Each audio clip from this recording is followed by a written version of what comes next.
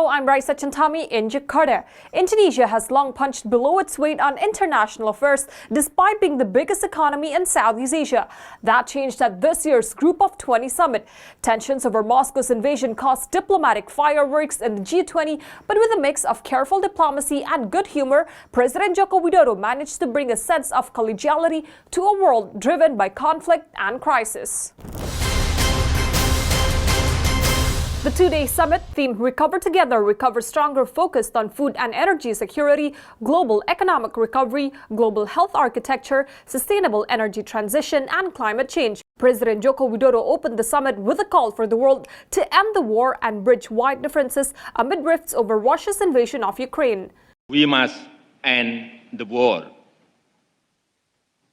If the war does not end, it will be difficult for the world to move forward.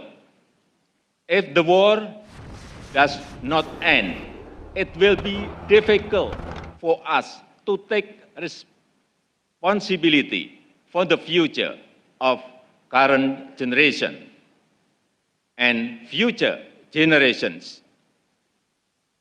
We should not divide the world into parts. We must not allow the world fall into another Cold War. President Joko Widodo also highlighted the leaders' creation of a $1.5 billion fund to be used for future pandemics. However, countries remain divided on how to deal with Ukraine's situation and on economic sanctions against Russia. Russia's brutal war in Ukraine is creating food and energy crises. It's disrupting supply chains and raising the cost of living. Ukrainian President Volodymyr Zelensky addressed leaders virtually, appealing to them that it was time to implement a 10-point peace plan. I want this aggressive Russian war to end justly and on the basis of the UN Charter and international law. Ukraine should not be offered to conclude compromises with its conscience, sovereignty, territory and independence. We respect the rules and we are people of our word. Ukraine has always been a leader in peacekeeping efforts and the world has witnessed it. And if Russia says that it supposedly wants to end this war, let it prove it with actions. Apparently one cannot trust Russia's words, and there will be no Minsk III, which Russia would violate immediately after signing. Zelensky called for restoring radiation safety at the Russian-held Zaporizhzhia nuclear power plant, price restrictions on Russian energy resources, and an expanded grain export initiative. Russian President Vladimir Putin did not attend the summit, but was represented by Foreign Minister Sergei Lavrov. All problems are with the Ukrainian side, which is categorically refusing negotiations and putting forward conditions that are obviously unrealistic and do not correspond to the situation. Host Indonesia pleaded for unity and a focus on problems like inflation, hunger, and high energy prices, all exacerbated by the war. Widodo had repeatedly called for unity throughout Indonesia's G20 presidency in the hope that members can focus on the global economic recovery rather than what divides them and put aside tensions for the sake of the people they represent. Dunia sedang mengalami tantangan yang luar biasa. Krisis demi krisis terjadi. Pandemi COVID-19 belum usai. Rivalitas terus menajam. Perang terjadi. Dan dampak berbagai krisis tersebut terhadap ketahanan pangan, energi, dan keuangan sangat dirasakan dunia, terutama negara berkembang. Kita perlihatkan kepada dunia bahwa kita dapat bersikap bijak, memikul tanggung jawab, dan menunjukkan jiwa kepemimpinan. Mari kita bekerja dan mari kita bekerja sama untuk dunia. Recover together, recover stronger. There was an encouraging sign on the eve of the summit, however, when U.S. President Joe Biden and Chinese leader Xi Jinping met and pledged more frequent communication. Both men stated their opposition to the use of nuclear weapons. I just met in person with Xi Jinping of the People's Republic of China. We had we had an open and candid conversation about our intentions and our priorities. It was clear, he was clear and I was clear, that we'll defend American interests and values, promote universal human rights, and stand up for the international order and work in lockstep with our allies and partners. We're going to compete vigorously, but I'm not looking for conflict. I'm looking to manage this competition responsibly. And I want to make sure that every country abides by the international rules of the road. And we discussed that. The One China policy, our One China policy has not changed, We oppose unilateral change in the status quo by either side, and we're committed to maintaining the peace and stability in the Taiwan Straits. It was also clear that China and the United States should be able to work together where we can to solve global challenges that require every nation to do its part. We discussed Russia's aggression against Ukraine, reaffirmed our shared belief in the threat or the use of nuclear weapons is totally unacceptable. Xi Jinping told French President Emmanuel Macron during another bilateral meeting that Beijing advocated a ceasefire in Ukraine and peace talks. While most leaders can agree the world faces many challenges, achieving a consensus on how to navigate those difficulties is where their differences lie.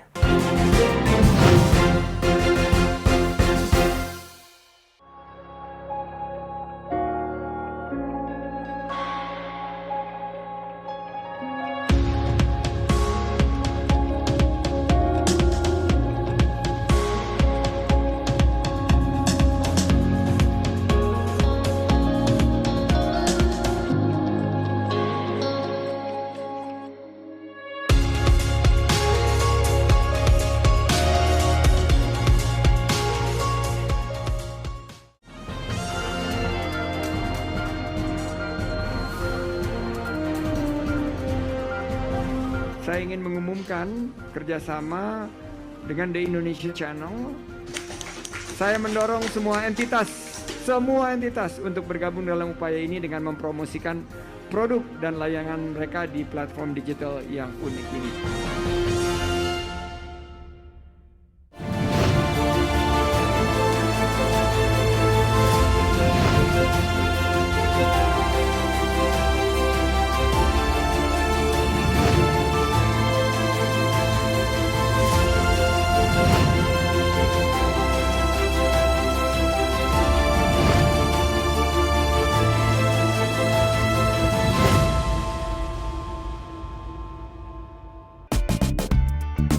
I love Indonesia. I love the food.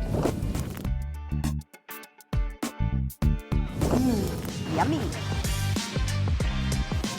Wow. I'm gonna hunt for ingredients.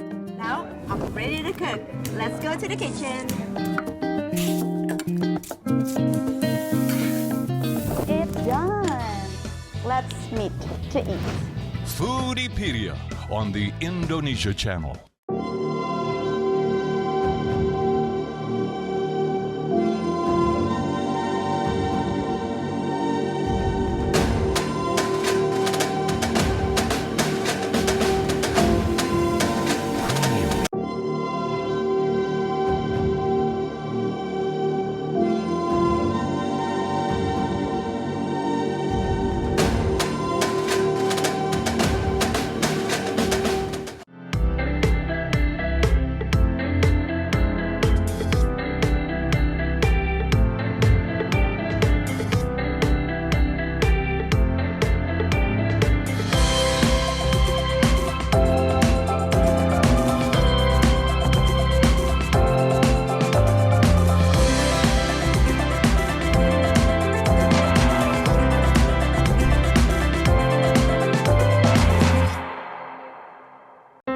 Home is not just one place, but a collection of memories in many places. It's where conversations create connections. And where seasons change, but not a moment is wasted. Because it's where we live. And the Ascot lifestyle we have come to love. Ascot is where we want to be.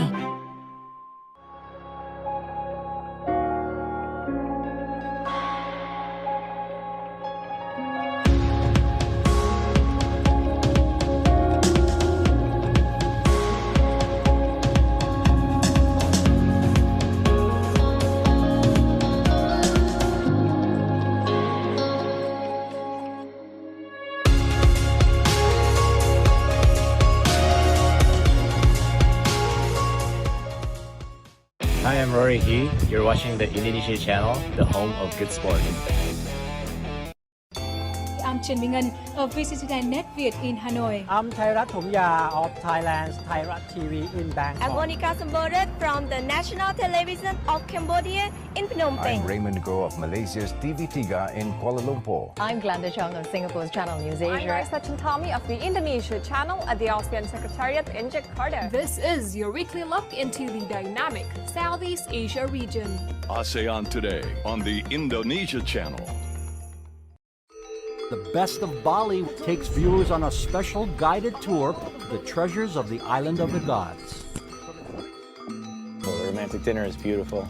The Best of Bali, only on the Indonesia channel.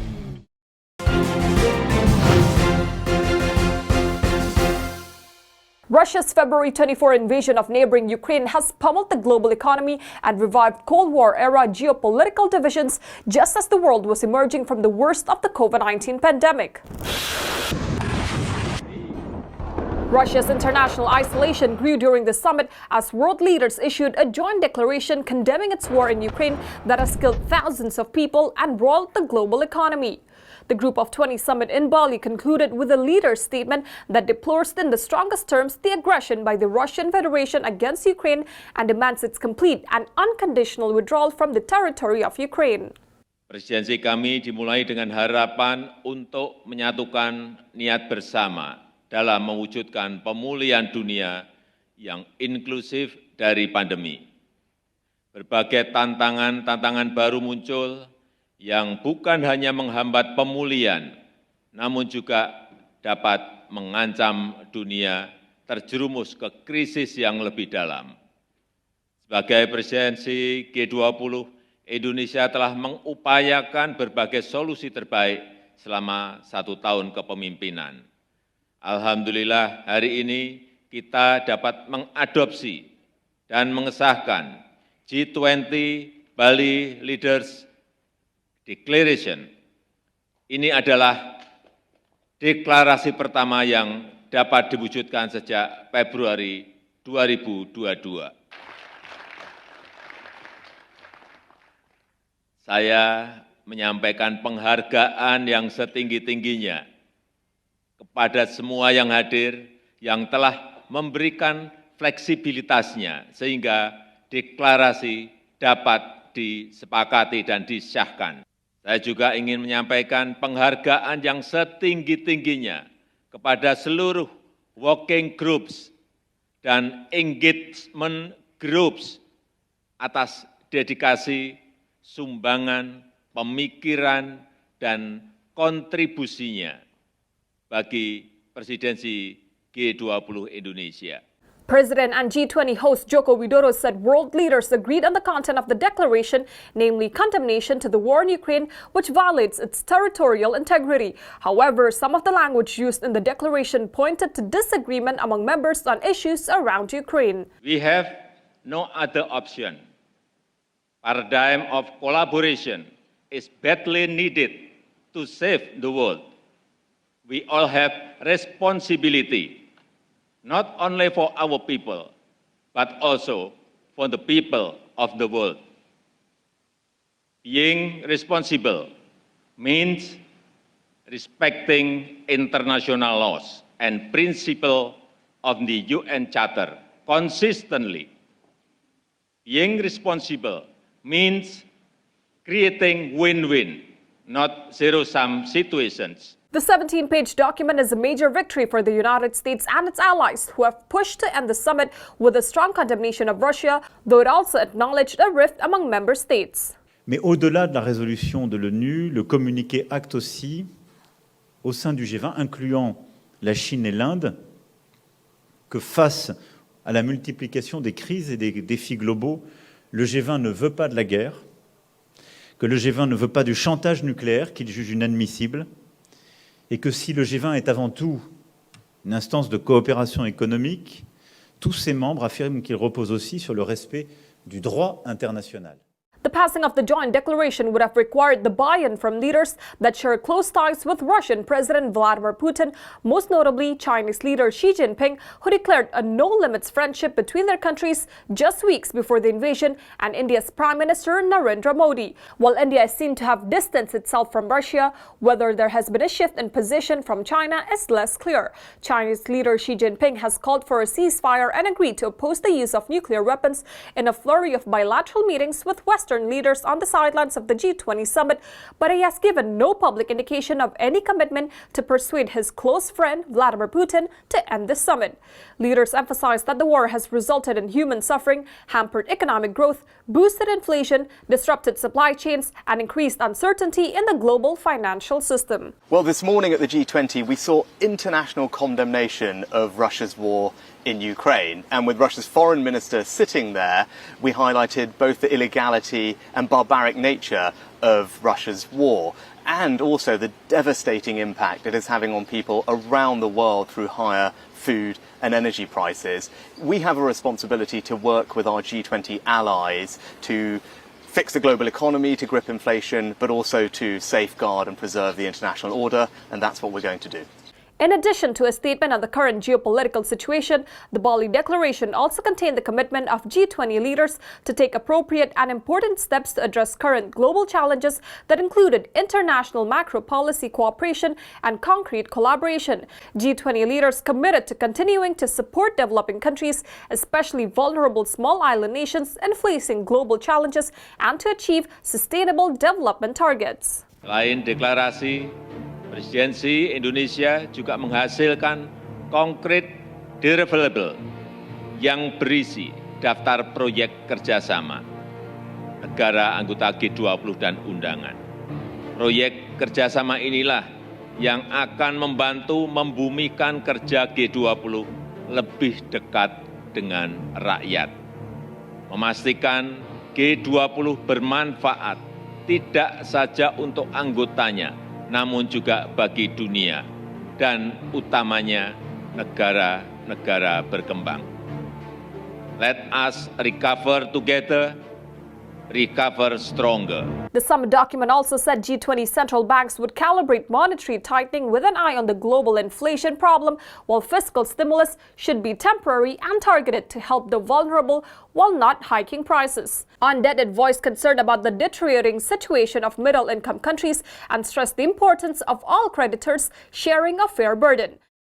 Civil society groups, however, blasted the G20 declaration for failing to take action on hunger, not strengthening efforts to fund development, and losing sight of an earlier commitment to provide $100 billion in climate financing by 2023.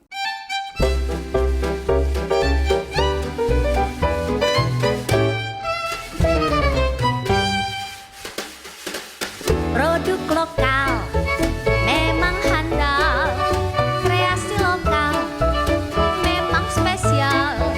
Ayo beli buatan negeri, bangga sekali produk sendiri. Dari busana sampai kria, kuliner juga buatan kita. Ayo beli kreatif lokal, marilah beli produk kreatif lokal. Pejuang negeri, beli kreatif lokal, banggalah beli produk kreatif lokal.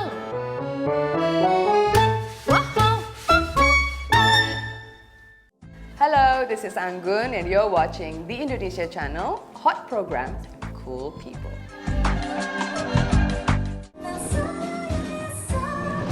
Back in the Mo Bar at the Mandarin Oriental Jakarta, and the Mr. Moonlight Show invites you to its next holiday show. Enjoy 5-star music with special drinks, sponsored by Tatler Indonesia, the Indonesia Channel, Tamrin 9, and Voyage Island Gin.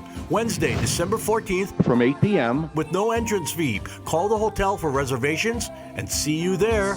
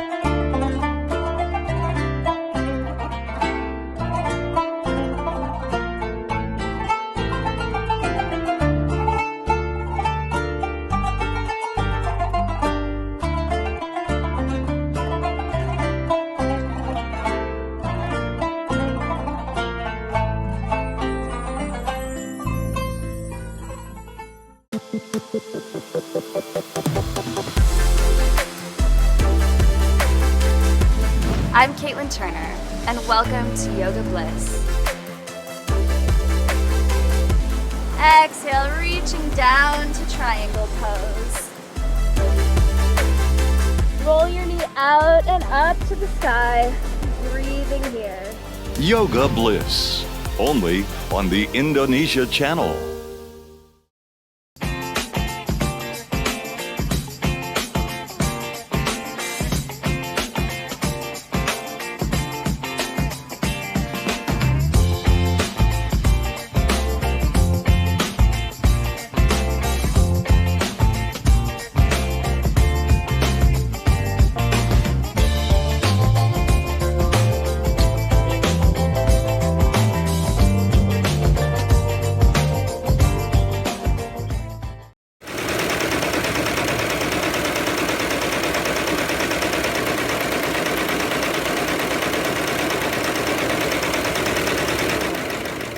This is the Indonesia Channel. You are watching iPop Playland.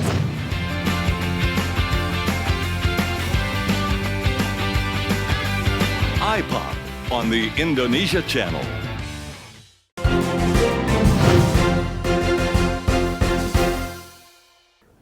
The last day of the G20 summit was overshadowed by geopolitical tensions that had heated up in the aftermath of an explosion in a village in Poland that bordered Ukraine. Ukraine's President Volodymyr Zelensky said he had no doubt that his country was not to blame for the missile attack that killed 2 people, despite NATO's initial assessment that the blast took place as Ukraine was trying to defend itself against Russia. Suspicions as to who was behind the attack fall on Russia, particularly given a huge barrage of missile strikes that its forces had inflicted on cities across Ukraine during the G20 summit. Poland and its other NATO allies initially appeared to assume that Russia was behind the attack, although denied responsibility and called the incident a deliberate provocation. As a flurry of high-level diplomatic meetings took place on November 16th, with NATO itself holding an emergency meeting, more details emerged around the incident, with Western officials suggesting that early investigations pointed it to being a Ukrainian air defense system being responsible, although on the same day, Russia fired 90 missiles towards Kyiv and Lviv. Into the explosion in rural Poland near the Ukrainian border, and I'm going to make sure we figure out exactly what happened. Our sympathy goes out to apparently 2 people were killed, and then we're going to collectively determine our next step as we investigate and proceed. There was total unanimity among the folks at the table. And we also discussed the latest series of Russian missile attacks, which are continuing the brutality and inhumanity that they've demonstrated throughout this war against Ukrainian cities and civilian infrastructures. And they've been totally unconscionable, what they're doing. Totally unconscionable.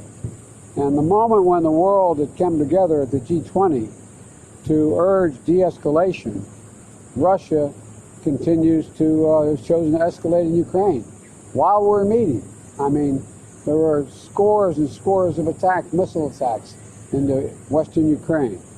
We support Ukraine fully in this moment, and we have since the start of this conflict, and we continue to do whatever it takes to give them the capacity to defend themselves. On a more positive note, President Joko Widodo stated that there are 4 solid results from the G20 summit in Bali. First, he said Indonesia's G20 presidency resulted in the pandemic reserve of $1.5 billion. Secondly, the establishment of a resilience and sustainability trust by the International Monetary Fund totaling $81.6 billion to help countries that are vulnerable to crisis. Thirdly, through the Bali summit, the United States and its allies agreed to raise $20 billion through the Just Energy Transition Partnership to support Indonesia's energy transition program. Lastly, G20 member countries committed to reducing land degradation by up to 50% voluntarily. After the 2-day summit, President Joko Widodo handed over the G20 presidency to Indian Prime Minister Narendra Modi. Saya juga ingin menyampaikan selamat kepada India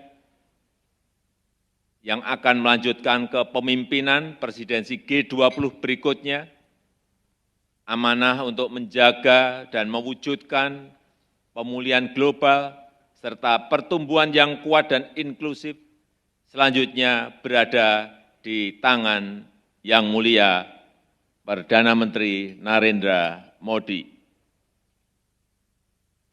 Saya yakin di bawah kepemimpinan Perdana Menteri Modi, G20 akan terus bergerak.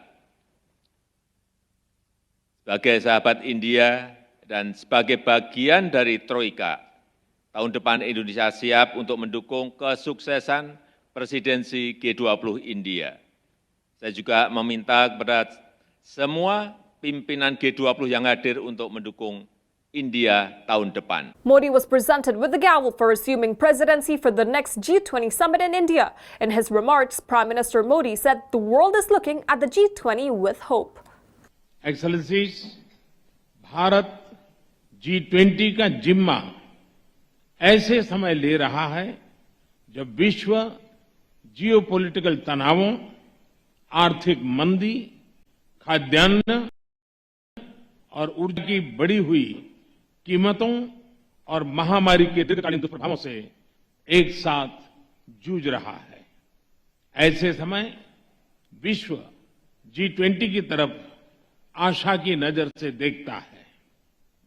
आज मैं ये आश्वासन देना चाहता हूं कि भारत की G20 अध्यक्षता इंक्लूसिव, एम्बिशियस, डिसिसिव और एक्शन ओरिएंटेड होगी। एक्सेलेंसी, अगले एक साल में हमारा प्रयत्न रहेगा कि G20 नए विचारों की परिकल्पना के लिए और सामूहिक एक्शन को गति देने के लिए एक ग्लोबल प्राइम मूवर की तरह काम करे। प्राकृतिक संसाधनों पर ओनरशिप का भाव आज संघर्ष को जन्म दे रहा है और पर्यावरण की दुर्दशा का मुख्य कारण बना है। प्लेनेट के सुरक्षित भविष्य के लिए ट्रस्टीशिप का भाव ही समाधान है। इसमें लाइफ यानी लाइफस्टाइल फॉर एनवायरनमेंट अभियान एक बड़ा योगदान दे सकता है। इसका उद्देश्य सस्टेनेबल लाइफस्टाइल को एक जन आंदोलन बनाना है। Ending his remarks, Modi said taking over the presidency of the grouping is a matter of pride for every citizen in India. I'm Rai Sachantami in Jakarta. Thank you for watching.